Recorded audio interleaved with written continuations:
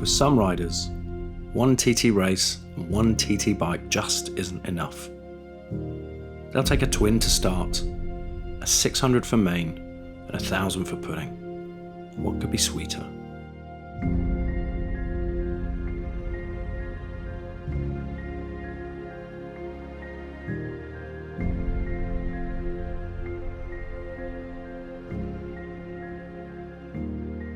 Swapping over the bikes is completely unique to any other race in the world, wherever you go, you know. It's cool, isn't it? You know, where else would you do that? I think it used to in like the 70s and maybe 80s with Grand Prix, but... And I did it on two-strokes as well, two-strokes, and 125, 500 two-stroke, 250 two-strokes, yeah. A lot of different bikes, all had different characters and all had different styles and ways and means of riding them, but... They'd have the 125s, 250s, 350s, 500s, and they'd all be racing in all these classes. And that's kind of stayed, even though the TT lost its World Championship, that's kind of stayed with the TT, the fact that they do this. Yeah, I can't think of another race series or championship or anything where you change bikes. No, not even in cars or any other motorsport, you know. Generally you focus on one vehicle, you know, one machine for a season or a particular event, but...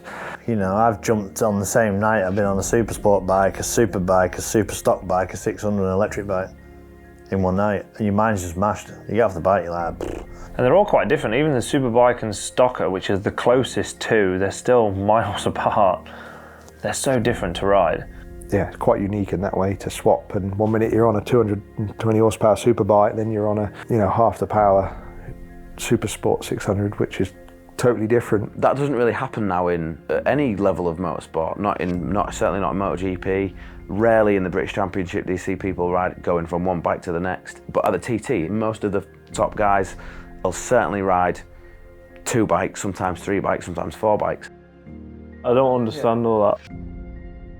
Mind-blowing that is. You know, when you go from you jump on a 600 and then they'll be on 1,000. Then to a twin. How do you get the head round the braking points? And it's crazy, isn't it? It's crazy to even think about that you not only prepare for one race on one bike and all the stuff, say, for the super bike, but then also doing that for super stock, super sport, super twin. It's like a boxer fighting in one class and then fighting in the lighter or the heavier weight class. It does blow my mind to think, you know, they jump off, you know, a superbike with 240 horsepower or whatever, and that's the braking marker, and that's where they open the throttle, and that's how they ride that, and then they'll get on a little bike, you know, and absolutely have to screw it into the ground and ride it different and brake it later and try and carry more corner speed. And I don't know, it's a really interesting thing because people at British Championship, that's a really common asked question. Guys from BSB struggle to understand how you can literally jump off your superbike, jump on a Supersport 600 and go flat out straight away.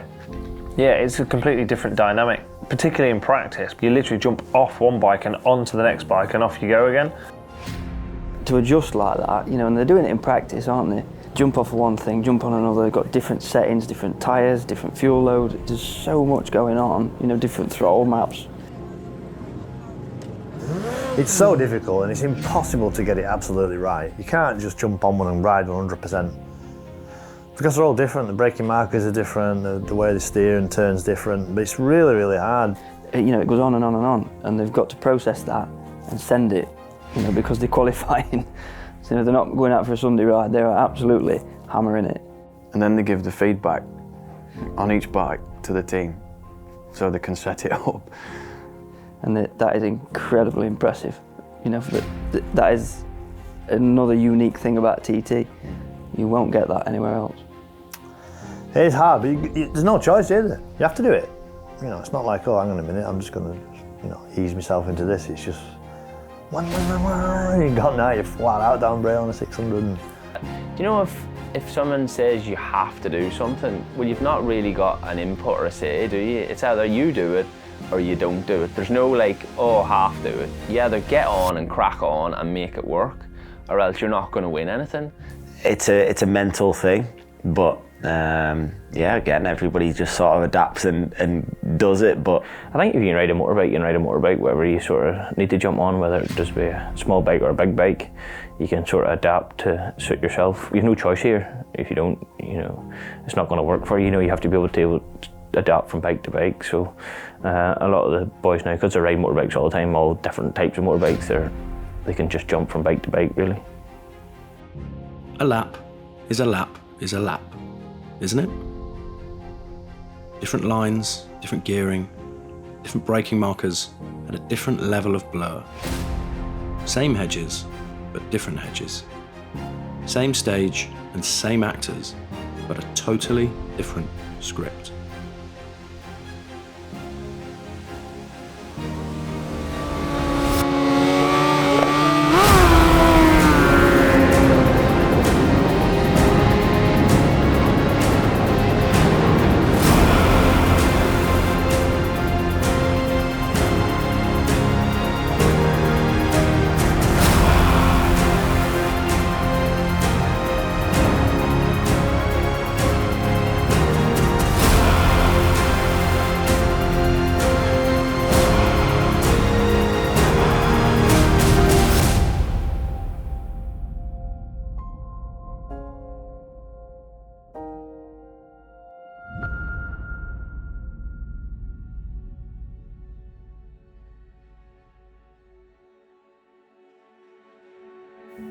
Only the riders themselves would be able to tell you this, but I've often thought maybe it's just they're in the zone. Once you get in the zone, your race mindset, you could race anything. Your mind and your body adapts to what each bike needs. Yes, admittedly, for the first 2-3 miles up towards Ballagary, it's always a bit like, oh, this one feels a bit different. But it's amazing how quickly you can adapt. Within a few hundred metres, you kind of feel at home on that. It's almost like flicking a switch. It's honestly, I loved it from the word go, getting to ride more than one bike. I'll be honest, it's not something I think about that much. I quite enjoy the transition of the different things. I like the fact that we get to ride different bikes. I like the fact I get to ride into different races. I like the fact that there's different riders excel on different bikes. I can't speak for others, but I feel like I can adapt pretty well. I just love racing, so the more classes I can be in, the more I can race, the better. So I just love the thought if someone was like, right, you can go in every single class, ride every bike, I'd be like, spot on, sign me up. I suppose we're the best in the world that does it. I don't know how we do it. I haven't got the answer for it. Or you don't get handed a handbook to say this is how you do it. You just get on it. It's a feel thing. It's an experienced and feel thing that you've got that other people haven't got. Yeah, it's a special talent, isn't it? And especially ones that are successful at it. Michael Dunlop particularly, to be able to go from superbike front runner to super twin front runner, that he can just ride anything, can't he? Michael has just been a master of them all, in the end of the day, by what we've seen. Been the fastest on them all, by what we've seen. For some, one bike is plenty. For others, all of them isn't enough. What's under them is almost irrelevant compared to what and who is ahead of them. Just brim the tank and leave them to it. Why choose one when you could win them all? It's an acquired skill, at the end of the day. A motorcycle's got handlebars, got a throttle, brakes, suspension.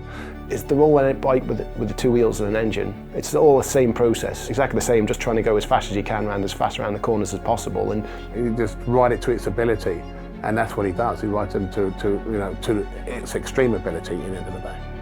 And we see that from all of them, whether it be Michael, Connor, David, John, Hutchie, Bruce.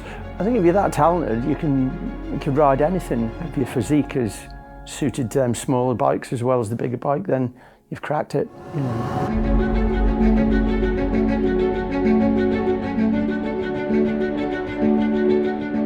It's a motorbike. Same motorbike, it just does different things. You have to sort of just jump from bike to bike. Obviously, with 3 different.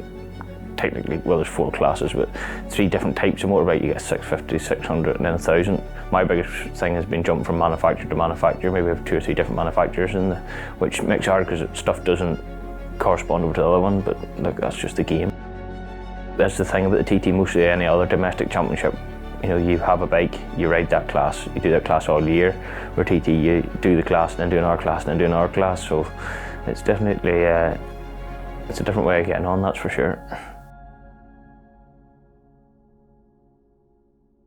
For me, it's not like the big challenge. You know what I mean? If you think to yourself about all the things you've got to deal with in preparation for the TT or in preparation for your race, you know, jump from one bike to the other isn't one on the top of the list. You know, there's heaps of other things that are far more important than which bike you're going to throw a leg over.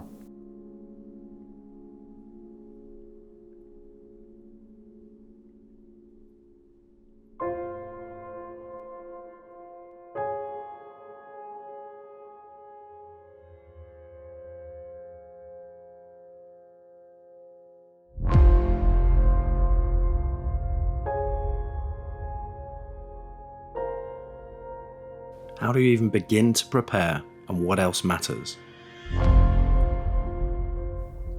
That's a really leading question. You know, you could say, is it leading up to the TT? Is it getting fit? Is it making sure you're fit before you get here? Is it making sure that you have somewhere nice to sleep and eat and drink while you're here? People forget all of the other things. You're just aiming me towards what's the biggest problem on the bike, or perhaps indicating, you know, how you would go down Bray. There are so many things outside of just being on the motorcycle, and people often overlook that. You know, it's probably out of everybody's bloody grasp is the weather. You know, that's the big thing. You know, you just don't know what the weather's going to do. And you know, when you're getting ready and you're going up to ride the track, you know, it could have been raining since the last time you were out. So everyone's watching the phone for the forecast, like, oh shit, it's going to rain tomorrow, going to rain tomorrow. So then everyone gets pressured then for that night to try and go faster before they're up to speed. And it might be windy today and it wasn't yesterday, and it might be a tailwind in sections where the day before was a headwind. To me, I think the weather is probably one of the biggest, and the track conditions are like the highlight of your preparation for what you're about to do.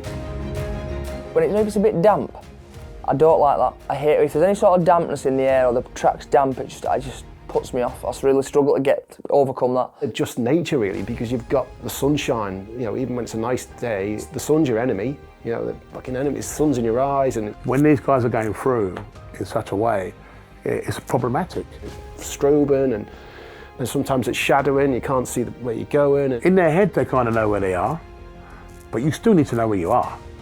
I know where I am, but it is a bit of a shocker because come over the top of Crosby Hill down into Greeba Castle doing 150 mile an hour and get blinded. And that, again, is probably one of the biggest hurdles that they have to deal with is weather. And then sometimes they postpone it. You know, that's one of them things that it's the same for everyone.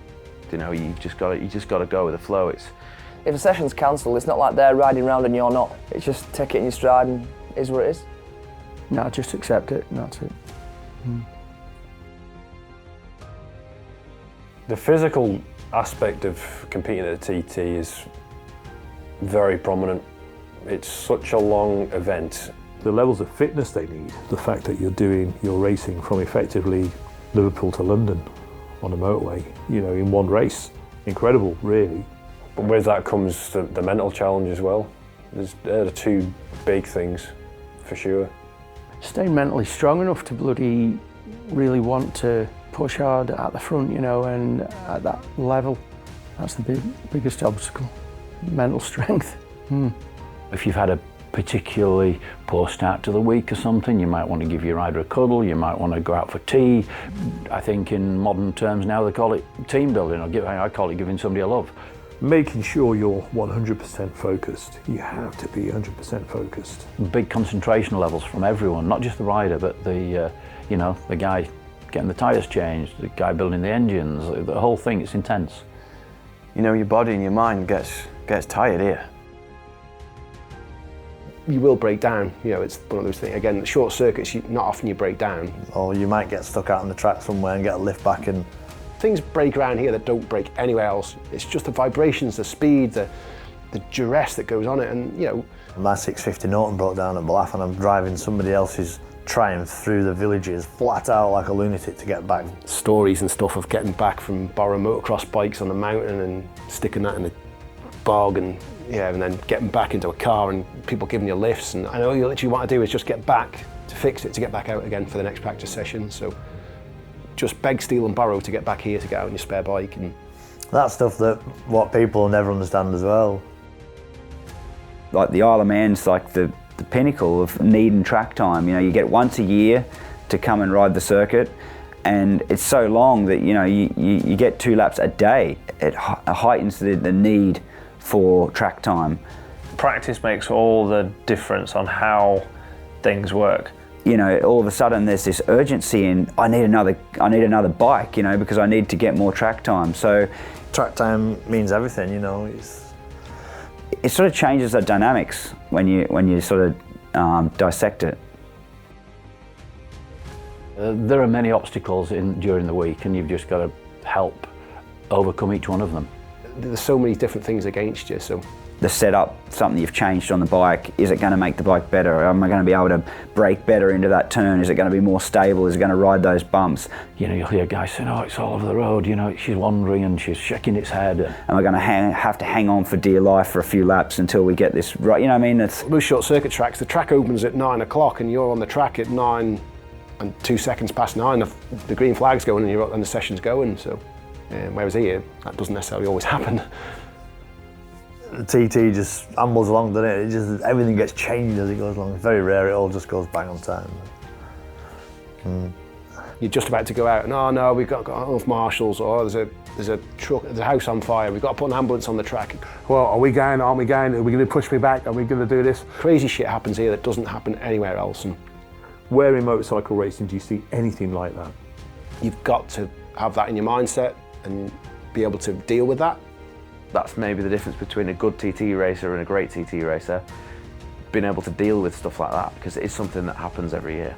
You know, that's why it's so hard to win this place. You know, it's such a big thing to try and beat, really. Is you're racing the track. Do you know what I mean? It doesn't matter if there's 10 people or 100 people. It's the same distance. You've got the same amount of corners, pit stops. Everything's the same for everyone. I know people say there's different bikes and everything, but nowadays the bikes are pretty the same. Just the course in general is probably the biggest obstacle to overcome in it, because it's difficult to get you sent around, especially at speed.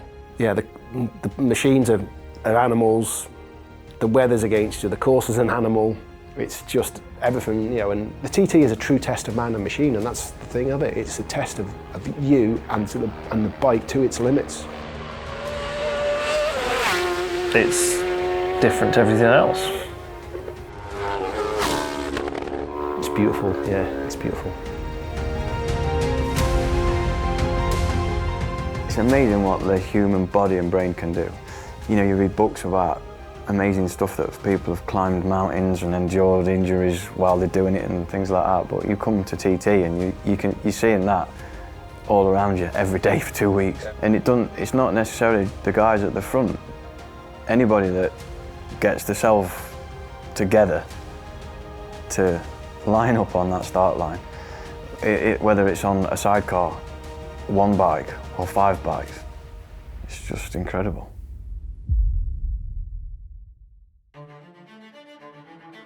I don't think there was ever a big list of full factory teams. I think for as long as there's been the TT, there's sort of been the factory bikes, and then there's been what everyone else gets to ride. Those days are gone.